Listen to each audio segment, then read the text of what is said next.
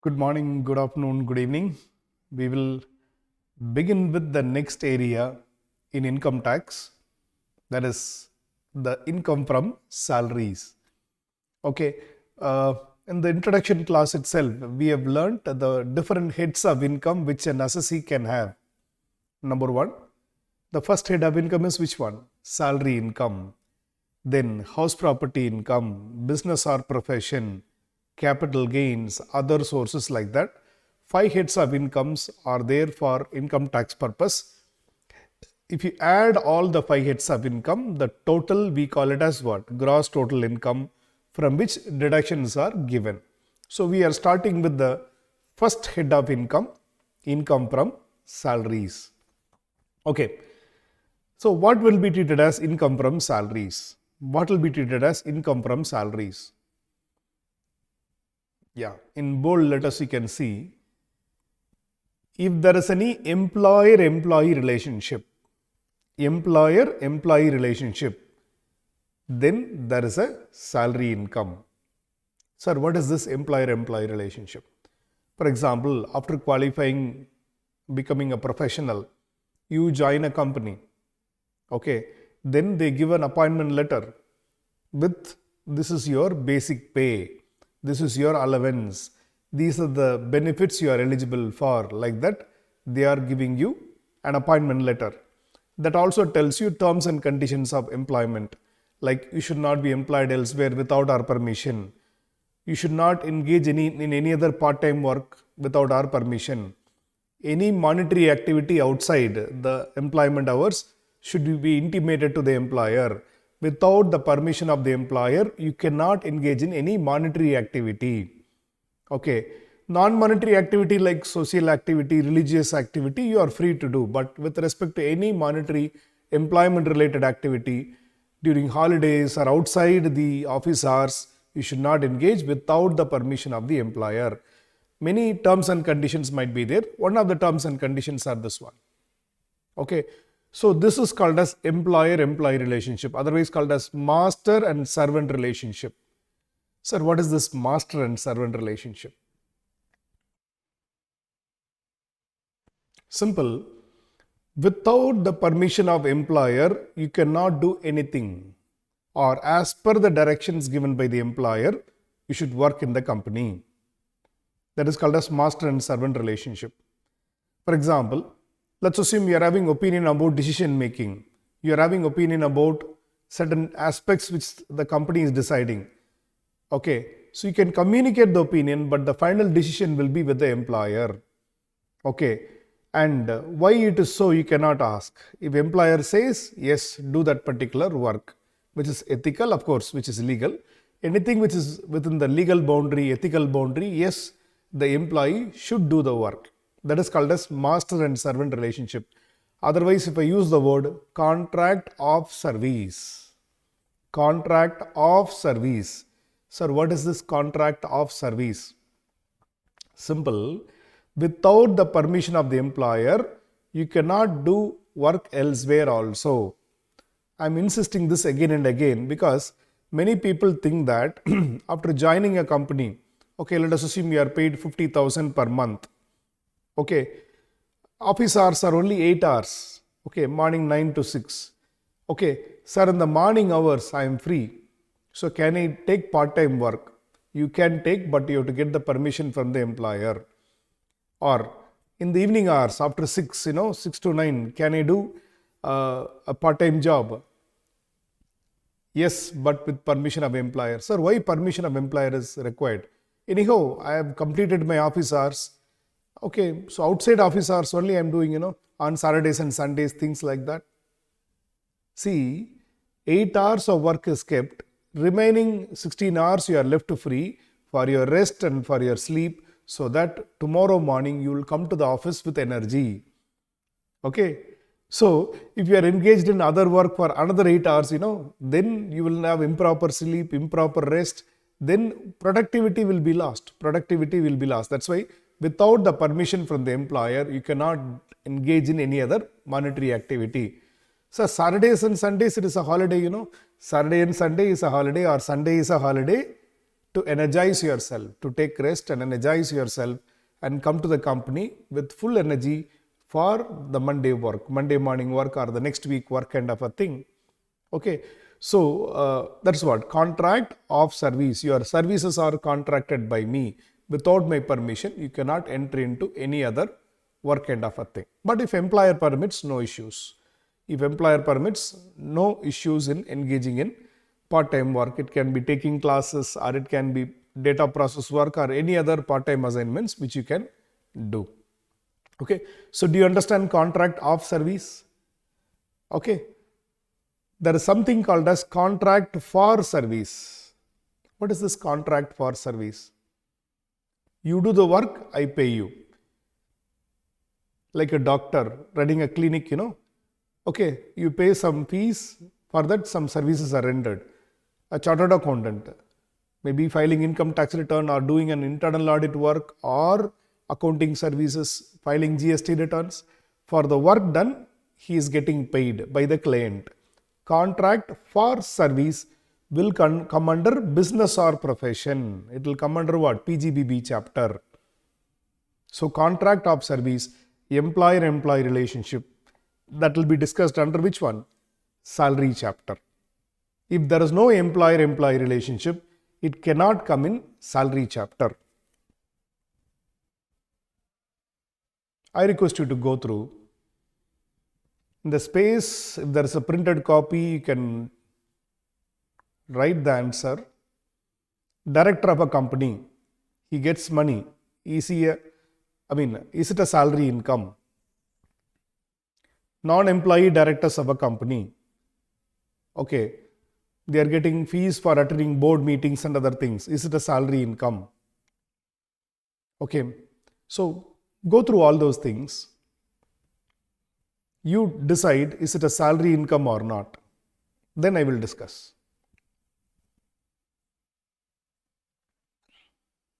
Think, if you want, you can write in your notebook. You shall pause and write in your notebook and continue also.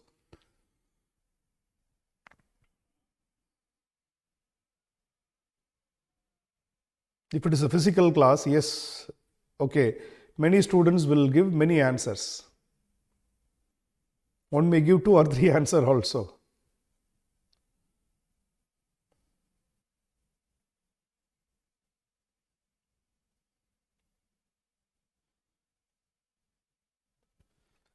Family pension means employee died, okay, his wife, his parents or her husband is eligible to get a pension. That is called as what? Family pension. For example, a military man, let's assume he passed away in a war.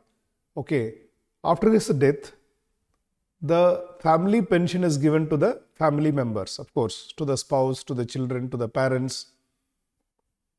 The family is getting the pension. Remuneration paid for High Court and Supreme Court judges. Honorarium paid to MPs and MLAs. Don't use the word salary. That is called as what? Honorarium. It's a non-profitable job. It's for service, So honorarium paid for MPs and MLAs. Salary paid to the partner by a partnership firm. All these things, is it a salary income or not? Discuss. Or just write your answer. Hope you have written your answer. Shall we discuss and proceed? Director of a company, a full-time director of a company, takes care of a lot of operations, okay, finance operations, all those things. It's like an employee of a company only. Company employs a director on a full-time basis or a part-time basis. Of course, it's a salary income because the employer-employee relationship is there. Okay, for a director, if the salary is paid, employer and employee relationship is there. Non-employee director means a part-time director or may not be engaged in day-to-day work. Okay, so he's like an investing partner, investing director. He will not take part in day-to-day routine, but he will attend board meetings, okay, general body meetings, participate in major decision making only. For that, some sitting fees will be paid. We call it as director's fees or sitting fees. So what about that sitting fees paid to the non-employee director? That is not a salary income because there is no contract of service. There is no employer-employee relationship. That is not a salary income. Relationship does not prevail means there is no employer-employee relationship. So it will be not taxed under salaries. Then what about director's fees received, sir? It will go to income from other sources. Okay. It will be taxed under income from other sources. Family pension, whether spouse or parents are the employees? No. Employee passed away, his family is getting the pension. That family and employer, there is no employer-employee relationship. So that is not a salary income. That will also be taxed. Family pension we are going to discuss. That is going to be taxed under income from other sources. See, if it is not taxed under salary, it doesn't mean that it will be exempted. Okay, it will be taxed under some other head. Income Tax Act is a revenue seeking law. Revenue income will be taxed. When? Where? It depends upon what type of income it is. So family pension is going to be taxed in income from other sources. Remuneration paid to High Court and Supreme Court judges, they are also employees of the government. They are also employees of the government, that is taxable in salaries. But some exemptions are given for allowances, but that is taxable in salary head. Okay. So remuneration paid to High Court and Supreme Court judges is taxable under the head salary income. Then honorarium paid to MP, Member of Parliament, and MLAs. In media they call it as salary. Okay, while in press they use the word salary. But who is the employer? Government. Who is forming the government? MPs and MLAs. Central or state government, it is formed by what? MPs and MLAs. Okay, so you are the employer and you are getting something for the work done by you. So is there any separate employer-employee relationship? Is there any separate employer-employee relationship? No. So how can you call it as salary? That is not a salary income. That is not a salary income. That will be taxed under income from other sources. Okay. That's why it is called as honorarium paid to MP and MLA. There is no employer-employee relationship. It will be taxed under income from other sources. Salary paid to the partner. You are a partner of a firm, working partner of a firm. You are getting a salary. Think, who is the employer? Partnership firm. Who are constituting the firm? Partners are constituting the firm. So, you are the employer as well as you take care of the firm. There is no separate, employer-employee relationship. So, it will not be taxed under salary. It will be taxed under PGBB chapter. Business or profession chapter, it will be taxed. Anything that is taken from partnership firm, it can be interest on capital or it can be interest on loan or salary that is taken by a partner, that will be taxed under the chapter profits and gains from business or profession, because there is no employer-employee relationship. Okay. So from this we understand, to tax an income under the head salary, what is required? Employer-employee relationship, contract of service is required. Hope I am clear to you all. Okay. Next. Sir, I see some people working with 2 or 3 employers. Is it possible to get salary from 2 or 3 employers? Possible. Let's assume I am a consulting doctor in X hospital, morning 8 to 11. I am paid 1 lakh per month. Then 11 to 3 in second hospital, another 1 lakh per month. Evening 4 to 8, another hospital. I am getting 2 lakh per month. 3 employers are paying me. Yes, that is also salary income. It can be earned from full-time employment or part-time employment. It can be earned from 2 or more employers also. Okay, based on shift hours, like that I can earn, because with the permission of hospital X, I can work in Y and Z also. Okay, so salary can be earned from 2 or more employer. It can be from a part-time work or full-time work. Okay, for about 6 months I worked in a company. I resigned and joined another company. Both the salaries will be taxed. Both the salaries will be taxed. That is what. Full-time or part-time employment doesn't matter. It is taxable under the head salary income. Next part is most important, foregoing of salary. Sir, what is this foregoing? For example, you worked in a company for about 25 years. This is your 26th year of service. Your company has paid you more than your expectation. What you have today is because of the company, like that you feel. What you do is, since I completed 25th year, this 26th year, that is financial year 21-22 is my 26th year. I forego the salary. Forego the salary means I donate the salary, I leave the salary, or I do not take the salary for this year. Without salary, I will work. Income tax department says, yeah, you are generous, great, but pay tax.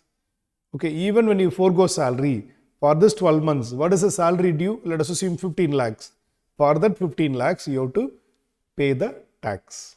Once the salary accrues, it is becoming taxable. Whether you waive or not, by waive means you forego something, you surrender that, or you do not take it. That doesn't matter. You have to pay the tax on that particular salary income. Why it is so, sir? Income tax is a revenue seeking law. That's all. There ends. Then, how the salary is taxed? Let us assume your salary is 2 lakhs per month. For the financial year 21-22, 12 into 2, 24 lakhs is your salary due from the employer. Accrued is 12 into 2, 24 lakhs. Let's assume you have taken this year only 10 months salary, 2 months salary is in arrear. 10 into 2, 20 lakhs only you have taken. 2 lakhs, that is 4 lakhs is not paid by the employer, it is due. Now, for how much you have to pay the tax? 24 lakhs. What is accrued? 24 lakhs. You pay tax on that 24 lakhs. Okay, sir. What happens? From my employer, I got 2 months advance salary. Salary in advance I got for 2 months. The Income Tax Act says you pay tax on what is due plus what is received in advance also. Okay.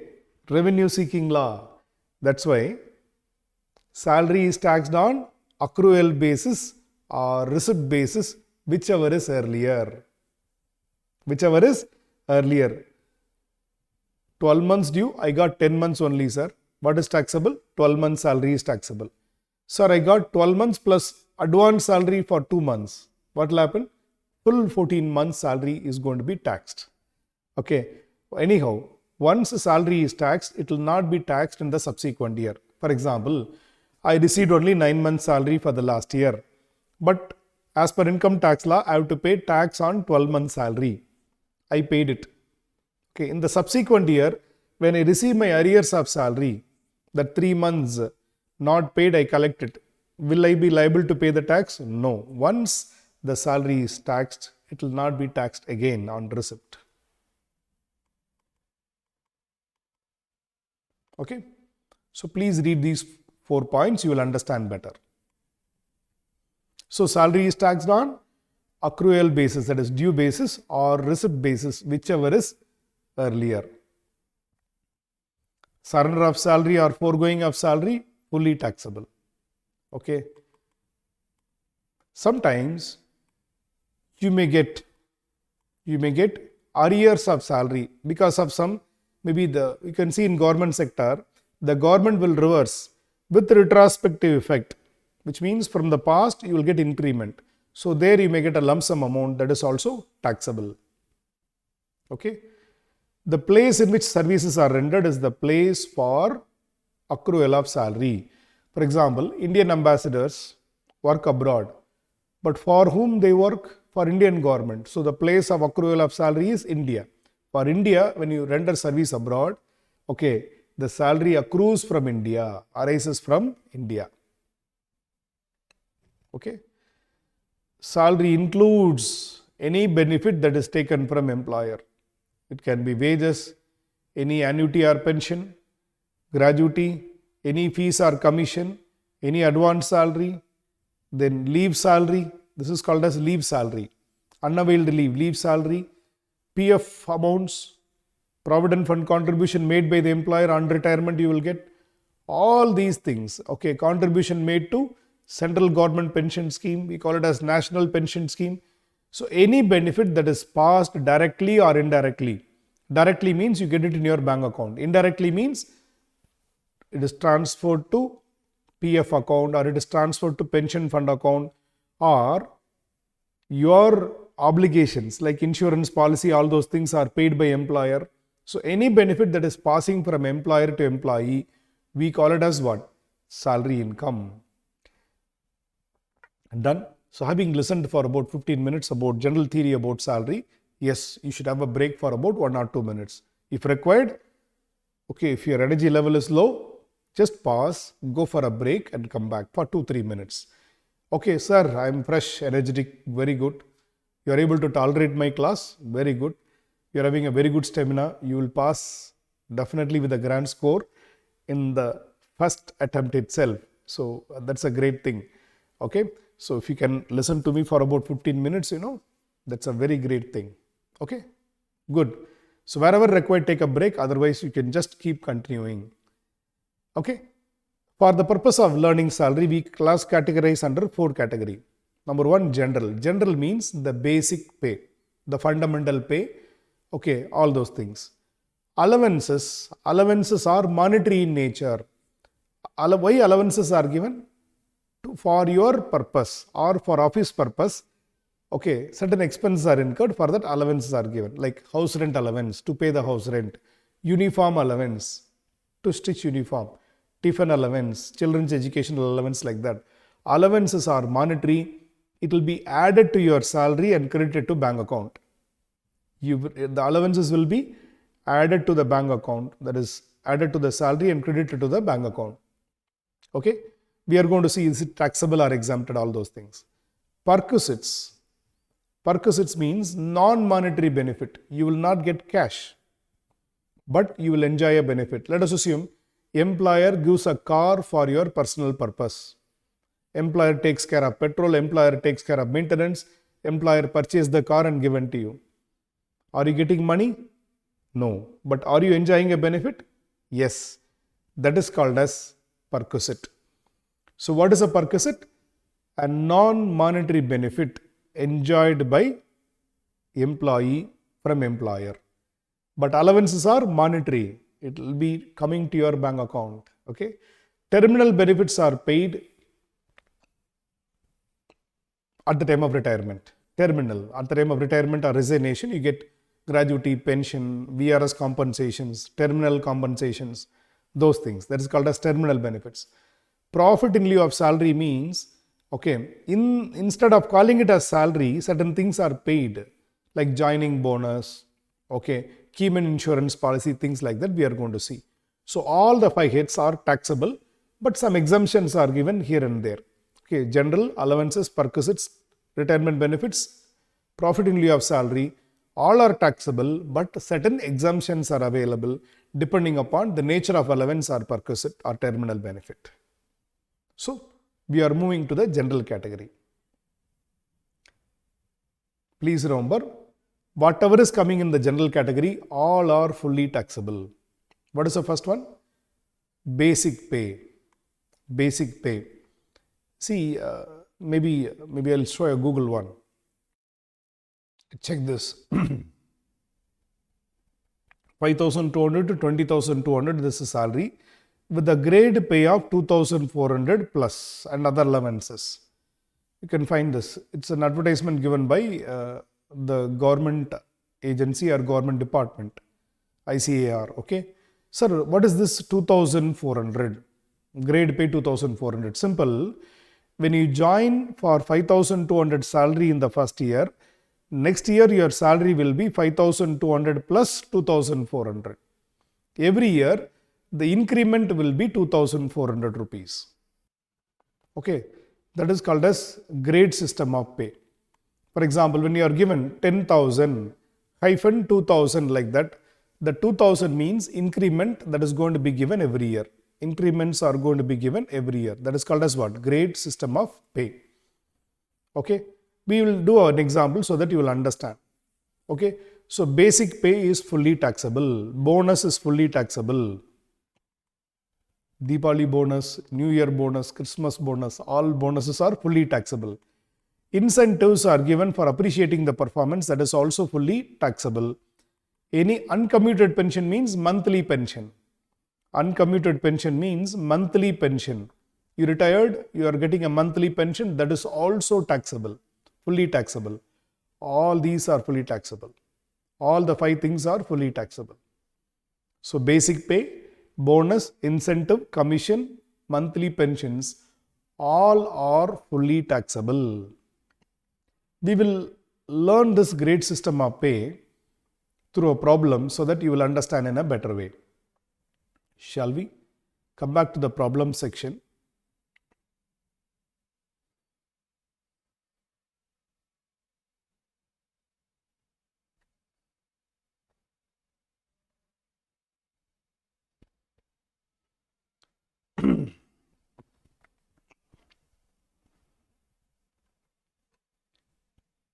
Go through this. Question number 1.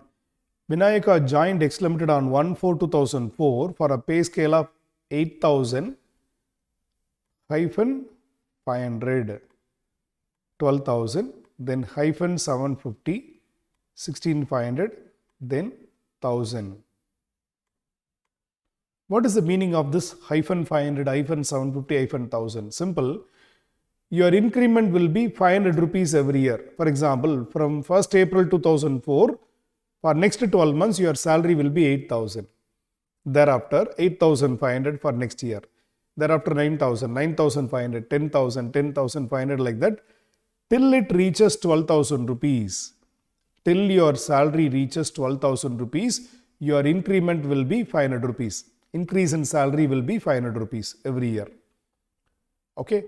Once it reaches 12,000, then your increment will be 750.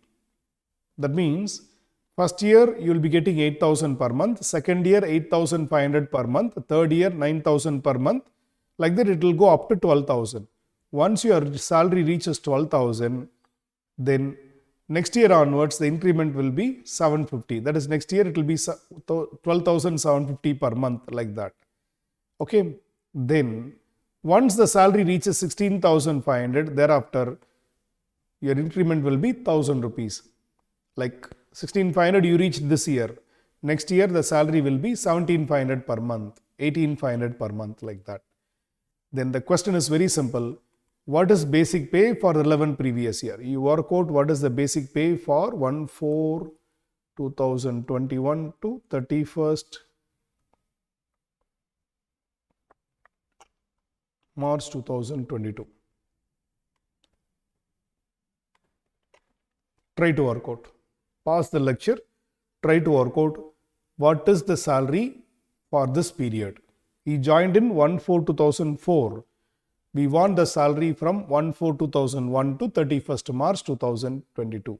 1/4/2021 to 31st March 2022. That is our 11th financial year. Try to work out.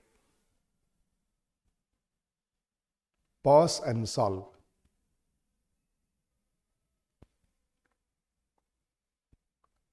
Hope you tried it.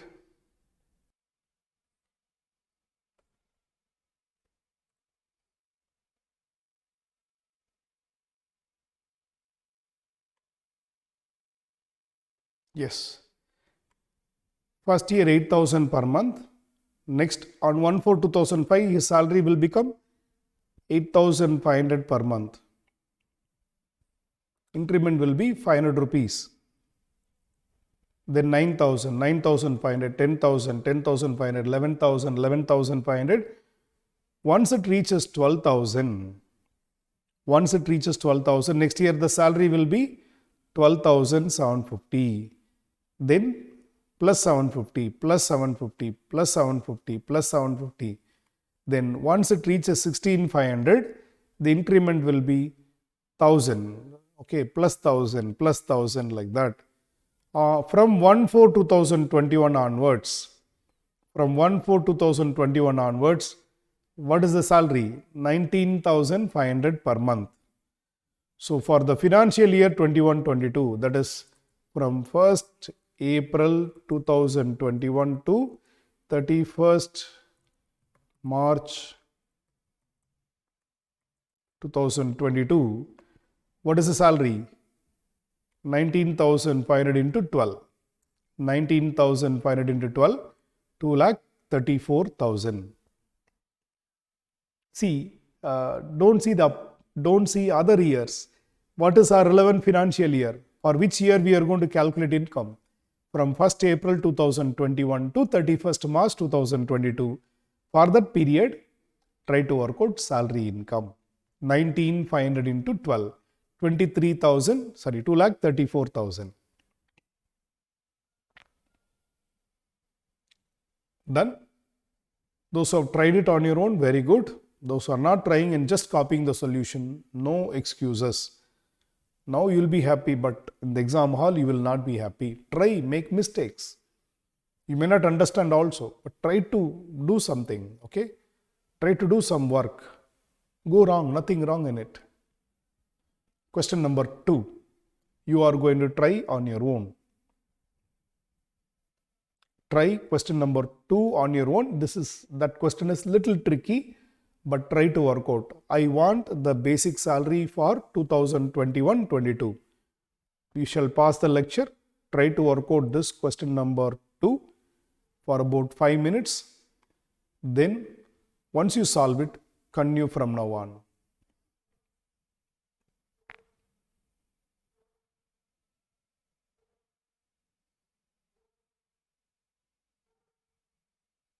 Hope you tried it. 14,400 hyphen 600 hyphen 800 hyphen 1,200. Okay, look at the date of appointment. 1st January 2006.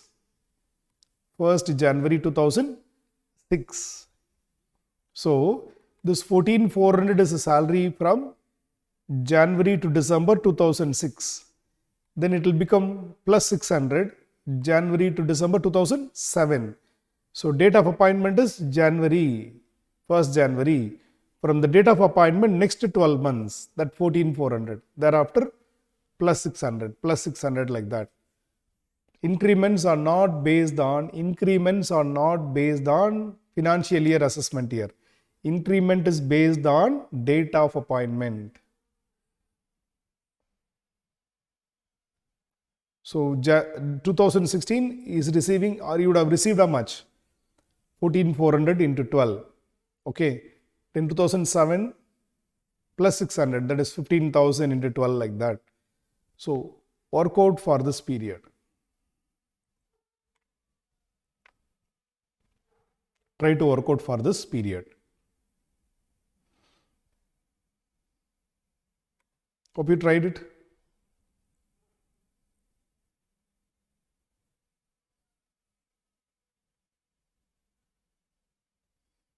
First, let us work out the salary, then come to the working. 2006, 7, 8, 9, 10, 11, 12. Oh. Once it reaches 17,400, then the increment is 800 per month. This continues. Then once it reaches 21,400, the increment is 1,200 per month. So if you look at during 2001, January to December 2001, 27,400. Then January to December 2022, 28,600. This is the salary earned by him. This is the salary earned by him.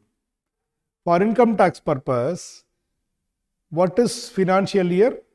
1st April to 31st March 2022. 1st April 2021 to 31st March 2022. So, in 2021, 9 months covered. Our financial year starts from April 2021. So, April to December in 2021. then January, February, March in 2022. So 9 months in 2021 and 3 months in what? 2022 for income tax computation. So for 9 months, what is the basic salary? 9 into 27,400, 9 into 27,400 and 3 into 28,600. April to December, 9 into 27,400. This is 3 into 28,600. If you add both, you get the basic salary. This is the basic salary for our relevant financial year.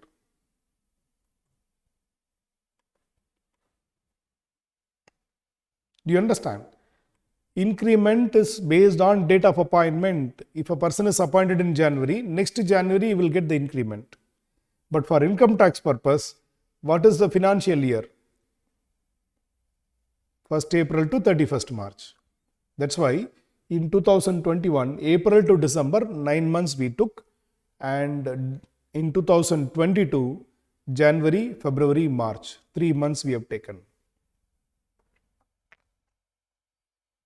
Copy this or correct your answer. Then we will proceed to the next area. So we have learnt about the basic pay, grade system of pay. Clear? Grade system of pay is nothing but grade is given with increments. Grade is given with increments. From that, what we have to take it? What is relevant for our financial year? April to March, we have to take it. Then we had also seen bonus, incentive, commission, monthly pensions, all are fully taxable. That is called as what? General category. All are fully taxable. Now we will move on to the second one in salary chapter. Of course, salary chapter is one of the lengthy chapter. Okay, where we will have about 4 or 5 lectures, 4 or 5 sets of lectures which you are going to learn. Then we will come to the comprehensive problem, and weightage for examination is 20% from this chapter. 20% of questions from the from your income tax, 20% of questions you can expect from salary chapter. It can be MCQ, fill in the blanks, or it can be a comprehensive question also. We will move to the second category.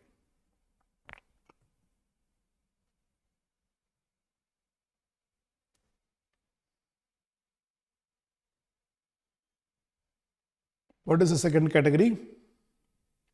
Allowances. Allowances are nothing but a fixed sum of money that is paid for some purpose. A fixed amount is paid for some purpose. The purpose may be official or the purpose may be personal. Okay. For example, you can just go through that. 1,000 rupees per month is provided to keep the uniform. That means to maintain the uniform, iron, wash, wear it properly. 1,000 rupees per month is given. This is called as what? Uniform allowance. Okay, for tax point of view, 3 types we are going to classify. One is fully taxable allowances. Second is fully exempted allowances. And third one is partly taxable allowances. Partly taxable means some part is taxable, some part is exempted as per income tax law. So what are fully taxable allowances? These allowances are fully taxable. Dearness allowance is given. Dearness allowance is nothing but, okay, for example, you are employed for a salary of 20,000 per month. Okay, about 5 years back, let's assume there was no grade system of pay. You were appointed for 20,000 per month. Okay, now every year there is an increased cost of living. Cost of petrol goes up, cost of rent goes up, cost of day-to-day living, medical expenses, everything, various things goes up. So to meet out that extra cost of living, if an extra allowance is given, that is called as dearness allowance. What is a dearness allowance? Simple, to compensate inflation. If extra allowance is paid by the employer, that is called as what? Dearness allowance. Dearness allowance is fully taxable. Dearness allowance is fully taxable. Simple, sir. Inflation is there. Employer is paying more money for that. That is called as what? dearness allowance. That is fully taxable. I will explain this forming part, not forming part later. Okay, whether it is forming part or non-forming part, fully taxable. Sir, what is this forming part or non-forming part? I will explain this separately. Then, city compensatory allowance. Simple. If you are posted in a rural area or in a semi-urban area, then the cost of living will not be huge. But if you are posted in, let us assume, metro cities and cities where rent is high, cost of living is high, you are paid more allowance. That is fully taxable. Medical allowances are fully taxable. See, don't go with some market information. You listen something, okay, medical allowance, if I spend, some exemption is given. If employer gives you a medical allowance, monthly medical allowance, fully taxable. Sir, I got a medical allowance of 25,000, but for medical treatment I spent 28,000. Doesn't matter. Entire 25,000 is fully taxable. Medical allowance is fully taxable. Entertainment allowance given to non-government employees, fully taxable. For government employees, some deductions are given from salary that we will learn at the end, not now. So, entertainment allowance for non-government employees, fully taxable. Lunch allowance, tiffin allowance, fully taxable. Sir, lunch is for your personal thing, okay. Lunch allowance, tiffin allowance, dinner allowance, fully taxable. Monetary benefit, fully taxable. Servant allowance for your household servants, okay, maid or housekeeper or a gardener or a watchman or a security, okay. The salary is paid. You are paid an allowance, with that you pay a salary, that is fully taxable. Sir, for my security, that is at my home, I got an allowance of 20,000 per month. I paid him the salary of 20,000 per month. That is up to you. But servant allowance is fully taxable. Whatever may be the nature of servant, okay, for domestic purpose it is fully taxable.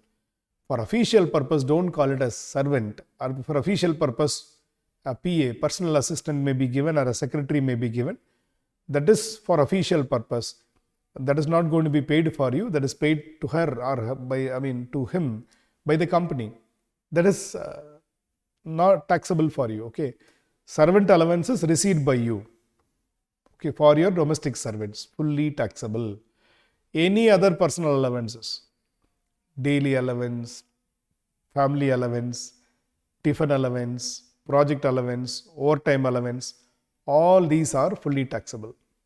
So DA we call it as dearness allowance, CCA, city compensatory allowance, medical allowance, entertainment allowance given for non-government employees, lunch allowance, servant allowance, any other thing like overtime allowance, family allowance, tiffin allowance, deputation allowance, project allowance, all these things are fully taxable.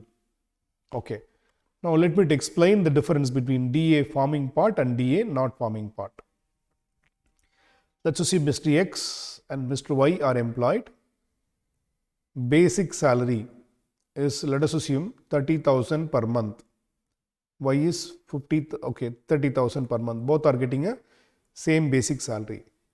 DA for X is 20,000 per month. For Y also 20,000 per month. Let's assume both of them have joined on the same date.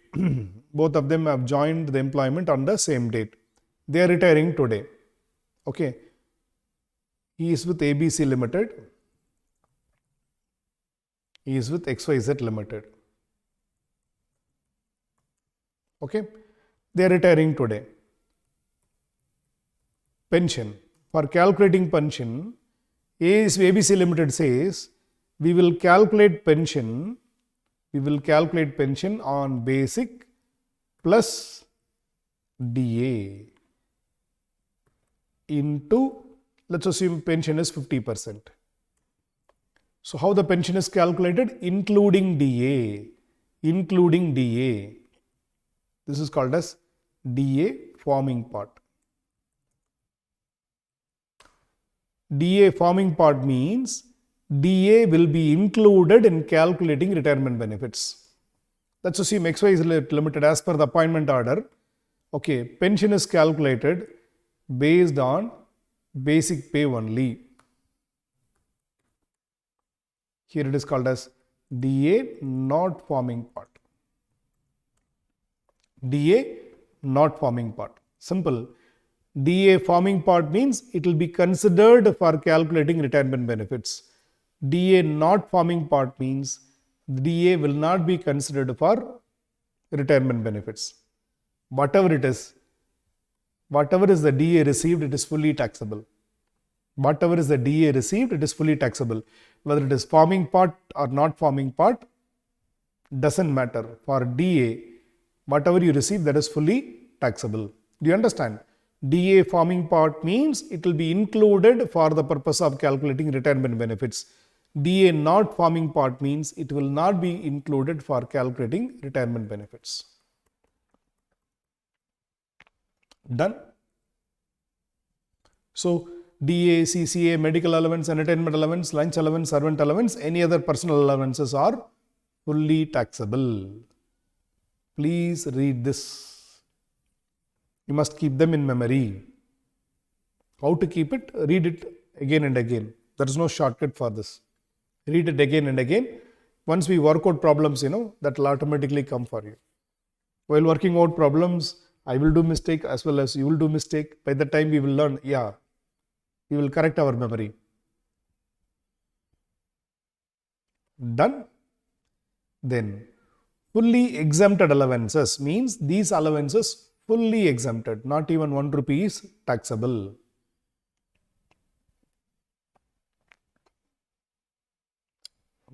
Point number 1. So, this fully exempted allowances is based on where you are employed. Who is your employer? Number 1. Allowances paid to high commissioners, ambassadors, government employees rendering services outside India. For example, you are an Indian government employee but doing the work outside India. Only the basic pay will become taxable. All allowances, even DA, servant allowance, personal allowance, all allowances paid outside India for the services rendered outside India and of course paid by the government for the government employees, fully exempted. Then, project allowances if it is paid outside India. For example, Indian employer sends you abroad for the purpose of doing the work. At the time, they are paying an allowance called as project allowance. That project allowance is fully exempted if it is paid outside India. Next, salary is taxable for High Court and Supreme Court judges.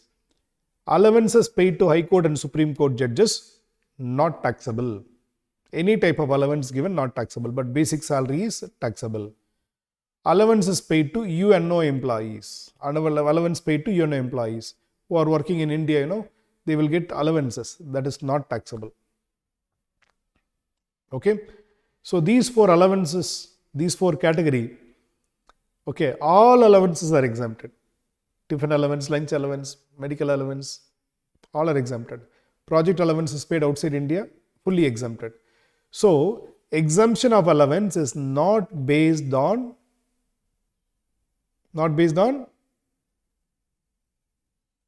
name of the allowance. It is based on the nature of employment. Okay.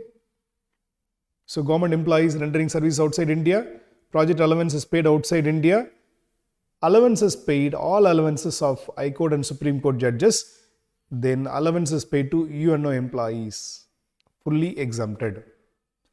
Now, what you should do is must to take a break because we are going to one of the most important allowance that is called as partly taxable allowances. In that we are going to discuss about house rent allowance.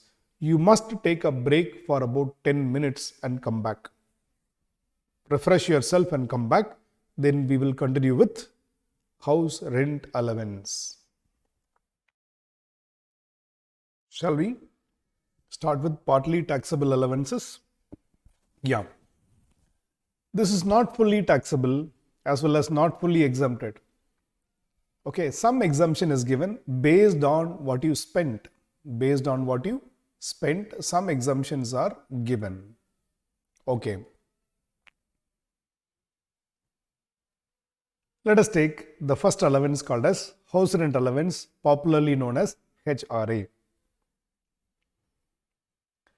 Please remember, you got a house rent allowance, but you are staying in your own house. You are having own house but getting HRA. Possible? Yeah, employer may provide. Possible. But it will be fully taxable. If you are staying in your own house, fully taxable. Number 2, you are staying with your parents, fully taxable. You are staying with your friends or you are staying with your relatives without paying any rent, fully taxable. Only when you pay the rent, then exemption can be given. Sometimes, let me to go out of the class or out of the subject. People are very clever. Okay, I get a HRA of 25,000 per month. Okay, they will not pay any rent, or the bogus, they will have some rental agreement. Okay, claiming that they are paying a rent of 20,000 per month. So HRA received is 25,000 per month. Then some exemption was claimed based on rent paid 20,000 per month, like that. Okay, then they will think that it is exempted. No.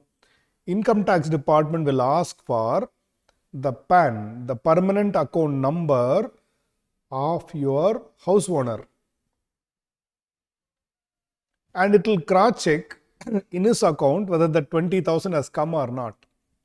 If that has come in his account, why he is not paying the tax? The notice will be served. Then if you make a bogus claim, then your employer will send you out. Number 1. Number 2, income tax department also will send a notice for the same. They will ask for bank statement and other things. Don't try to act smart. People smarter than you frame income tax rules. So only when there is a real actual rent paid, then you can claim exemption.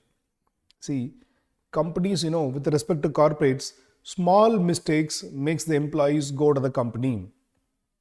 Okay, in a software company, it's a well-known software company. Okay, I do not want to name for certain purposes. Okay, where about 30,000-40,000 employees are working. Okay, again, this is out of the subject.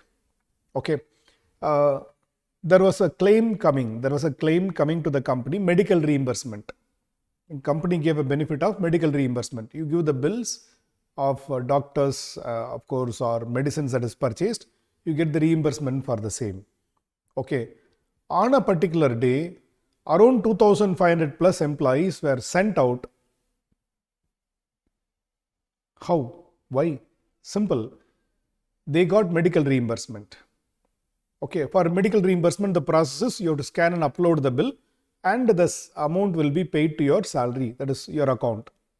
Okay, what happened is they had bills. Okay, taken from, there is they say one employee purchased, the bill was scanned or taken a photo, then it was given to some employees. Then all employees, what they did, they altered the name of the medical shop, they altered the medicines, they altered the name, everything they altered, and submitted also. Okay, they got the claim also. Multiple claims were made like this. Okay, in the internal audit process, they found all the bills, that is, of those 2,500 employees, had the same bill number. Date they altered. Okay, bill, there is a name they altered, even medicines they altered, values they altered, but they forgot to alter that bill number which was there in small font. They forgot to alter that. The internal audit department identified it. Then the company sent a notice telling that you are not honest. We are sending you out. Finished. What will you tell outside? You got wrong medical reimbursement and sent out to the company. So try to follow ethics. Okay, many people, many great people fall for small mistakes. Okay, so sometimes, income tax department, not sometimes, many times income tax department is very, very, very, very clever. Okay, now coming back to this house rent allowance. So if you are staying in own house, if you are not paying any rent, then if you are paying, staying with relatives without paying rent, then no exemption can be claimed. Full HRA will become taxable. Okay. Then, sir, what about others? I am paying rent. What about me? Simple. Least of the following is exempted. Least of the following is exempted. Balance will become taxable. Actual HRA received, rent paid, you can say over or minus 10% of salary. Rent paid minus 10% of salary. 50% of salary in case of metros. 40% of salary in case of non-metros. What is the meaning of metro here? Chennai, Mumbai, Delhi, Kolkata, Bangalore. That is for other purposes. For income tax purpose, please note, for income tax purpose, only 4 metro cities.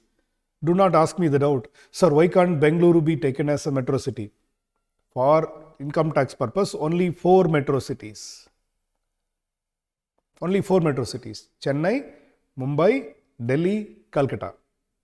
Chennai, Mumbai, Delhi and Kolkata. Okay. So only 4 metro cities. Okay. Sir, what about Bangalore? No. For income tax purpose, that is not taken as a metro city. For metro city, 50% of salary. For other places, 40% of salary. So whichever is less is exempted. Actual HRA, rent paid minus 10% of salary, 50% of salary in case of metros and 40% in case of others. Okay, what is the meaning of salary? Look at the highlighted one. Basic salary, DA forming part of pay only you should take it. Then commission as a percentage of turnover you should take it. Commission as a percentage of turnover. Only 3 things should be taken. The 10% of salary, 50% of salary. For computation purpose, only 3 things should be taken. What are the 3 things? Basic, DA forming part of pay and commission on turnover. No other thing should be taken. So whenever there is a change in salary or rent or place of stay, you have to work out separately. For example, 3 months in Chennai, 2 months in Coimbatore, okay, and salary changed for the next month, or HRA changed for next month, or rent paid changed for next month. You have to work out separately for wherever there is a change in those factors. Please read this. Please read this.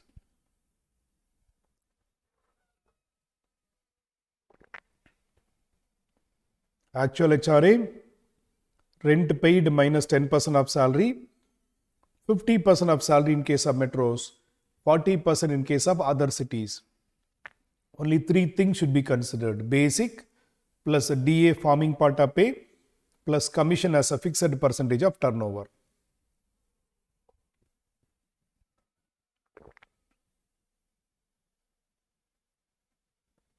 Shall we proceed to the problem?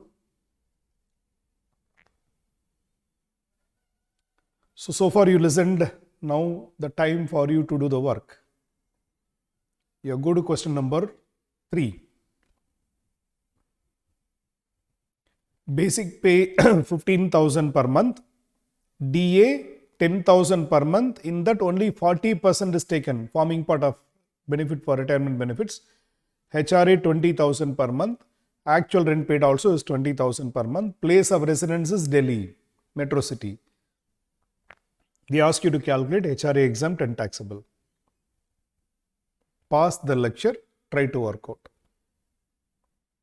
Try on your own. 5 minutes of time. Try.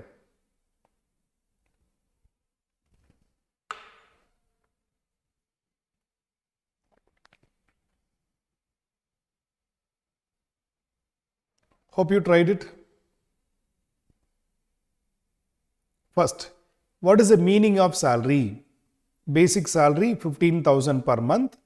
DA, will you take full 10,000 per month? No. DA forming part of pay only you should take it. That is 40%. 4,000 per month only should be taken for calculating exemption. Okay. So actual HRA, rent paid minus 10% of salary, 50% of salary in case of metro cities.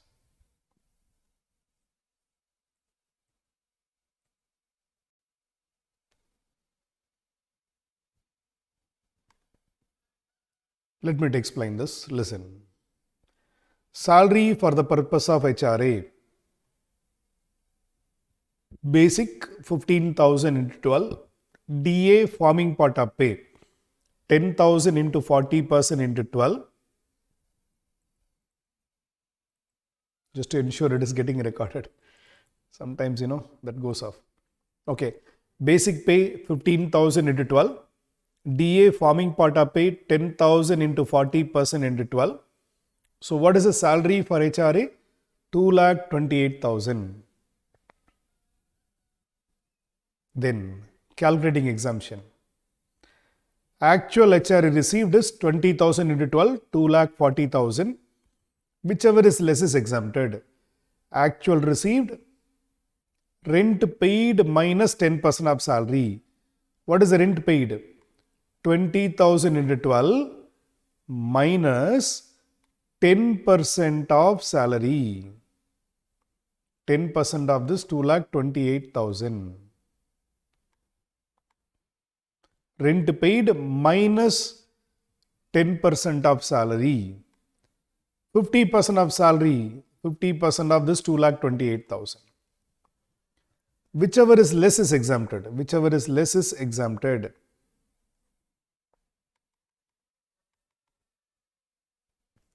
This 1,14,000 is exempted.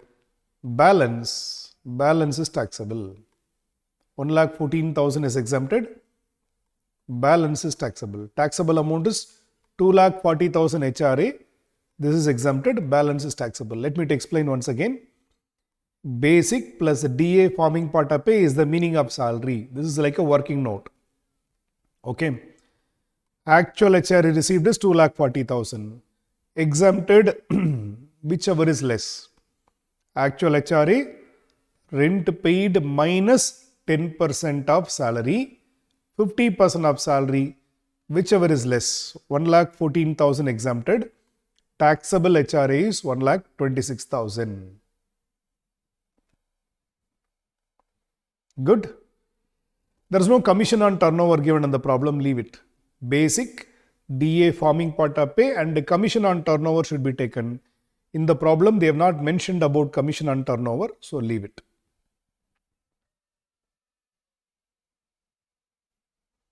Yeah. Try to work out question number 4 in the same style. Please try to work out question number 4 on your own now. No explanation. Please try to read and solve question number 4. Yeah, you shall pause and copy question number 3 if it is required. Question number 4.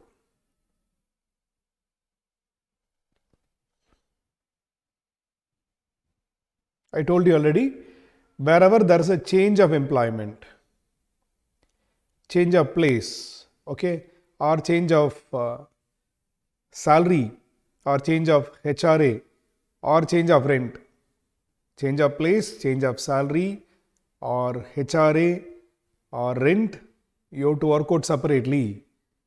6 months, 3 months, 3 months, or 9 months, 3 months, like that you have to work out separately. Try question number 4. Hyderabad drawing a salary of 12,000 per month. DA, F means forming part of pay. Commission on turnover also given. HRA is given. Rent paid is given. With effect from 1/1/2022 is transferred to Chennai. So, first 9 months he is there in non-metro city. Okay, that is April to December he is there in non-metro city. Then from January onwards, January, February, March, he is transferred to metro city for the same benefits, but rent paid is 10,000 per month. So you have to have a split. April to December, do the working. Then January, February, March, do the working.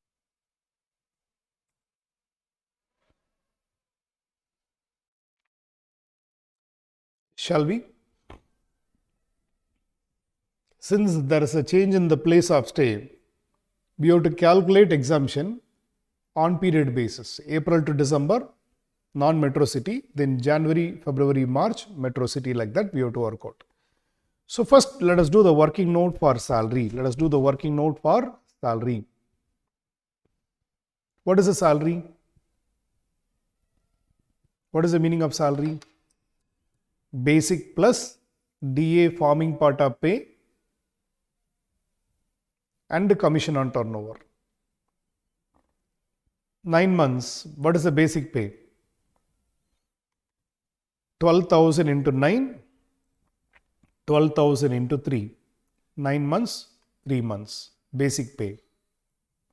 Then DA, 9 months,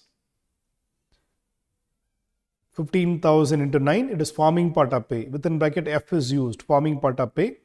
Then 15,000 into 3. Then commission on turnover, 6 lakhs into 3% for 9 months. 60 lakhs into 3% for 9 months.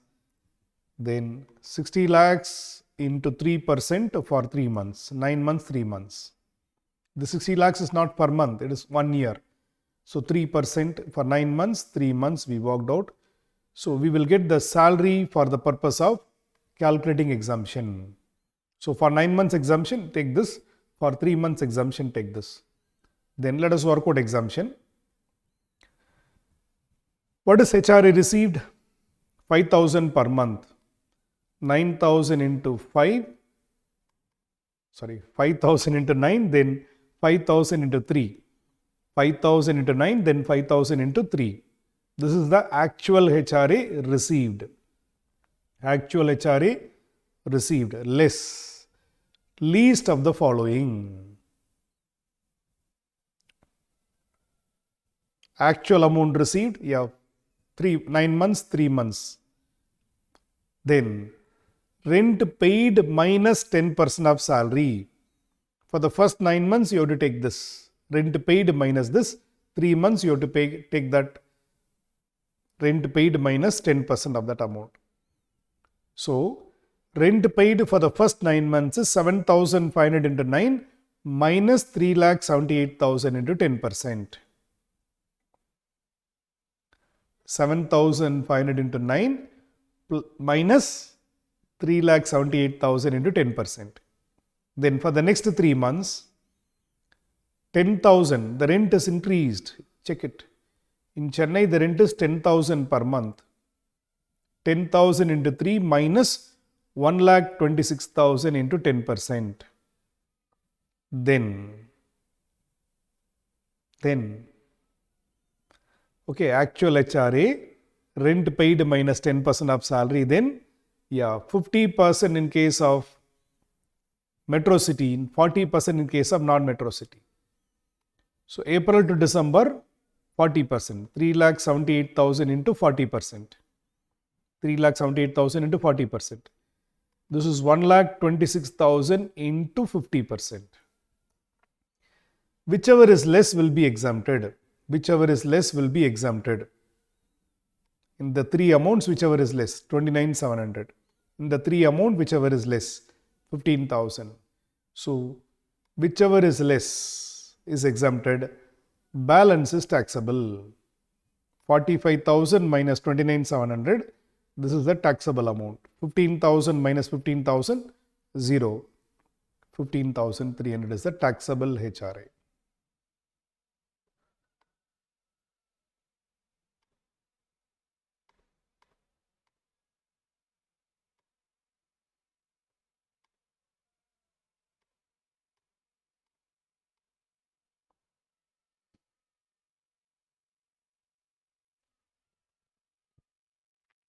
Do you understand?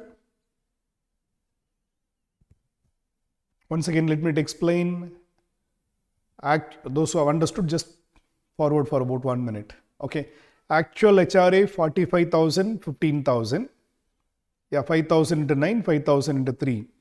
Rent paid, first 9 months, 7,500 minus 10% of salary. Then 10,000 for the next 3 months minus 10% of salary. Hyderabad 40% of salary. Chennai 50% of salary. In the 3 amounts, whichever is less is exempted. Whichever is less is exempted. So what is taxable? 45,000 minus 29,700, 15,300 is taxable. Here nothing is taxable. Sir, can I combine entire 12 months and work out? No.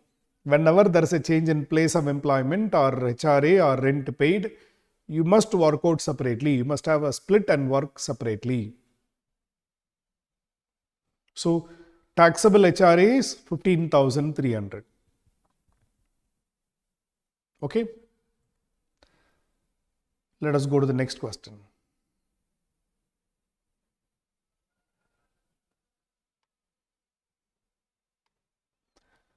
Sahadeva gives you the following particulars: basic salary 10,000 per month, DA 20% of basic salary, in which 70% forming part. Okay, HRA 6,000 per month. From 1/1/2022, he received an increment of 4,000 on basic salary. Place of residence is Delhi. Rent paid is 8,000 per month. Compute HRA exempt and taxable. Or before that. Yeah, correct.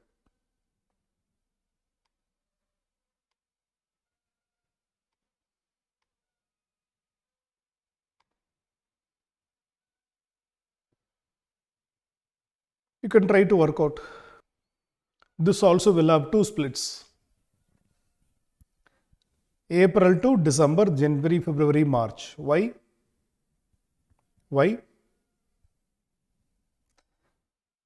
There is a change in salary. There is a change in salary. So, first 9 months, take 10,000 per month. Next 3 months, 14,000 per month. 10,000 plus 4,000, 14,000 per month. So, like that, please have a split and work out. 5 minutes of time for you to solve this. Then continue watching, learning, correcting.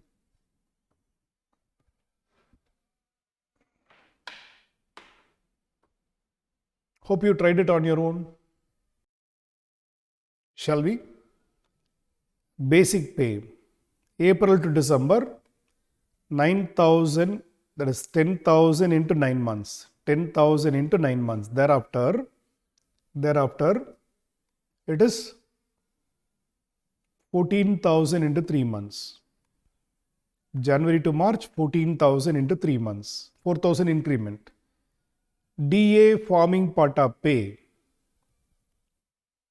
20% is DA. In that, 70% is forming part of pay. 20% is DA. In that, 70% forming part of pay. That's why 90,000 into 20% will give us DA.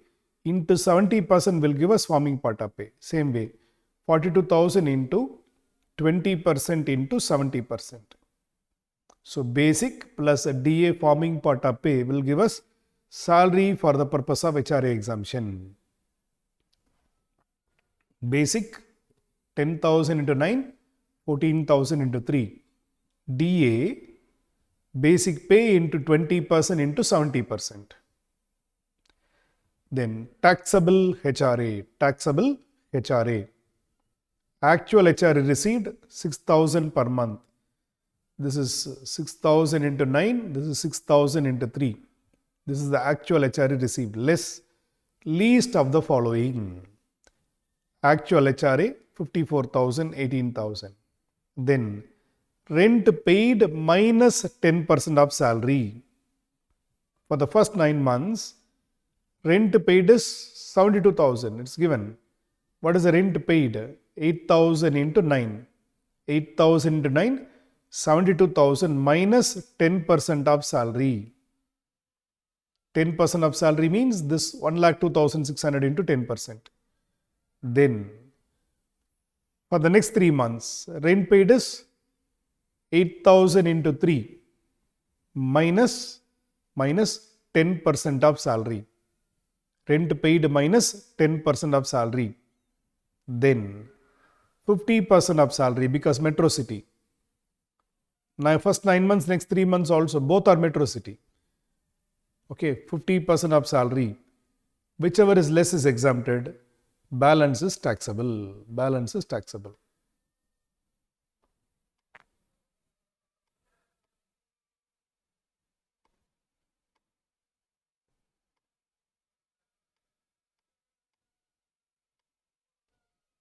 Done?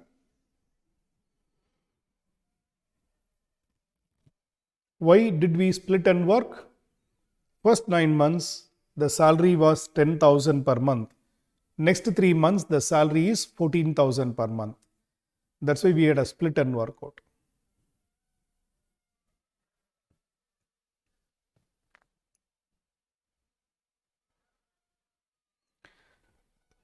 Yeah, many people criticize about online classes. Online classes has its own disadvantage. This camera is my student, I have to record and give all those things.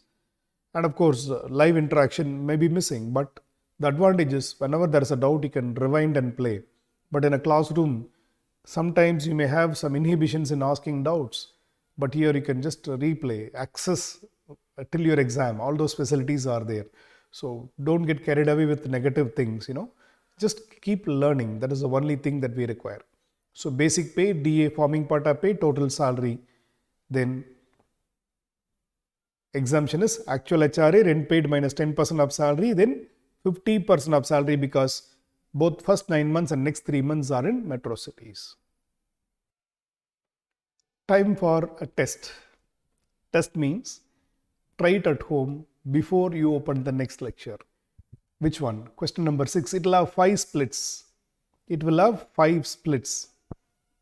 I do not want to explain. It will have 5 splits, but try. It's a fantastic, beautiful question. Testing your brain. Application. So question number 6, you try it on your own. Question number 7 also, please try it on your own. Question number 8.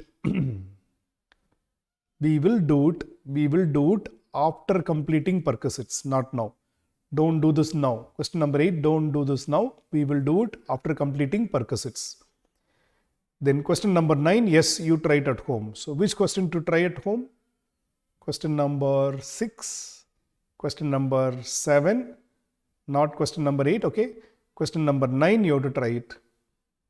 Sir, what about the solution?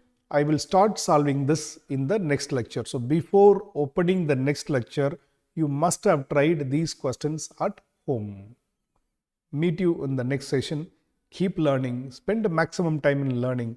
It's a fantastic subject to learn, income tax. Have a great day.